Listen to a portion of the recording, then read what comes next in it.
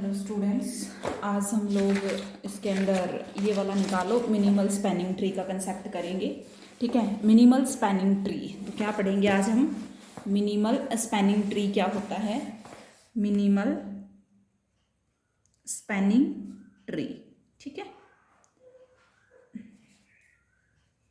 Minimal spanning tree find out करना है। उससे पहले आपको देखना है for a given graph one mind want to determine spanning tree of the graph. सबसे पहले हम स्पैनिंग ट्री निकालने की कोशिश करेंगे।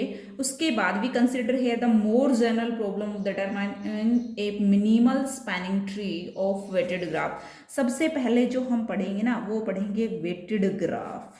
ठीक है, तो वेटेड ग्राफ क्या होता है? वो ग्राफ जिसमें जो एज है वो किसी काउंटिंग के साथ, न्यूमेरिकल वैल्यू के साथ क्या हो, लेबल्ड हो। For example ABCD 6 10 7 12 5 11, this is weighted graph. ठीक है स्टूडेंट्स, तो आगे देखिए, वेटेड ग्राफ में आप VI VJ एज है उसको क्या बोलोगे? Distance between VI to VJ। ये क्या रहेगी? Distance between VI to VJ, ये मीनिंग रहेगा एज का। अब नेक्स्ट डेफिनेशन है a vertex U is nearest neighbour. A vertex U is nearest neighbour of vertex V। हम कब बोलेंगे कि U जो है वो नियरेस्ट नेबर है किसका? V का। If U and V are adjacent, U and V are adjacent, साथ साथ हो, पास पास हो, एडजेसेंट, एंड नो अदर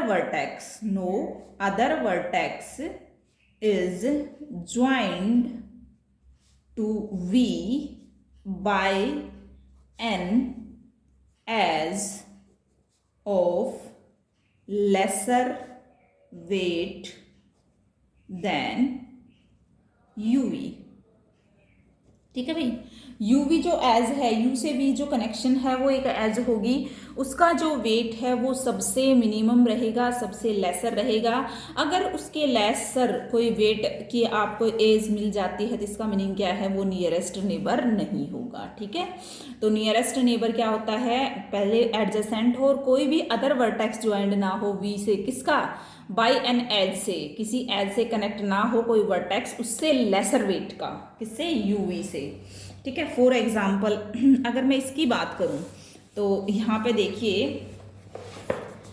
अगर आपसे पूछे कि A के एडजेसेंट कौन है तो देखो DB है, CB है और BB, लेकिन लेसर वेट में कौन है? D, तो AD एडजेसेंट हो जाएंगे। ठीक है, नेक्स्ट है a vertex V is a nearest neighbour of a set of vertices V। अब सेट ऑफ की बात आ रही कि भाई एक सेट है वर्टिसेस का, उसके नियरेस्ट नेबर है कौन सा? Vertex V। In a weighted graph if V is adjacent to some member VI of V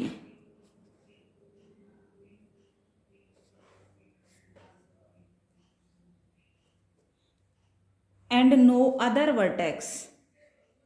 उसके बाद क्या है कि जो कम यहाँ से कोई मेंबर मिलेगा आपको VI of V, no other vertex adjacent to V to VI। ठीक है, फॉर एग्जाम्पल इसमें देखिए ये है आपका, तो इसमें देखो vertex is the nearest neighbourhood of the set. Set बनाया B और D का, B और D के जो नियरेस्ट, B से देखो कनेक्शन किस किस का है? सभी का है, लेकिन B और D जो सेट है उसका जो वेटेड ग्राफ, जो नियरेस्ट नेबरहुड है, जो वर्टेक्स है वो क्या है? C है। C कहाँ है? देखो ये रहा, the vertex C is the nearest neighbour of the set. C के देखो यहाँ पे ये 5 ये 4, यानी कि इसका नियरेस्ट कौन है? B। ठीक है, C का D के साथ देखो भाई, C का D के साथ कैसे होगा connection? C is the nearest, अच्छा, some member of VI of V, no other vertex adjacent. हर एक के लिए नहीं बोल रहा, सब मेंबर कुछ आपको, तो मुझे यहाँ पे कौन मिल गया? B मिल गया। ठीक है, late G be a weighted graph, the weight of spanning tree is defined to the sum of the weight of the branch of tree. ठीक है, कोई भी वेटेड ग्राफ है उसमें स्पैनिंग ट्री कैसे डिफाइन किया जाता है, sum of the weight of the branches of the tree. ठीक है, spanning tree of G with minimum weight is called minimal spanning tree of G. जो स्पैनिंग ट्री होता है जी का मिनिमम वेट हो, उसका कम से कम वेट रहेगा उस स्पैनिंग ट्री का, उसको हम बोलेंगे मिनिमल स्पैनिंग ट्री। अब इसको निकालने के एल्गोरिथम है, सबसे पहले प्रीम एल्गोरिथम आता है। तो देखो एल्गोरिथम कभी भी नहीं आता, लेकिन फिर भी एक बार इसको कर लेते हैं। कनेक्टेड ग्राफ है, वी वर्टेक्स है और ई एजेस हैं। सबसे पहले आपको V1 चूज करना, एक वर्टेक्स और E edge. Choose a nearest VI of V which adjacent to this. ठीक है, फिर रिपीट करना है कब तक, जब तक आपके पास कार्डिनलिटी ऑफ En-1 ना हो जाए। ठीक है, जितने नंबर ऑफ वर्टिसेस उसमें से एक कम, क्योंकि ये आपको पता है कंडीशन होती है स्पैनिंग ट्री की। ठीक है, तो एक बार हम इसको करते हैं भाई, देखो इसी के अंदर कर लेते हैं। ये है आपका, ठीक है, graph. We note the number of vertices in the given graph is 6, 1 2 3 4 5 6।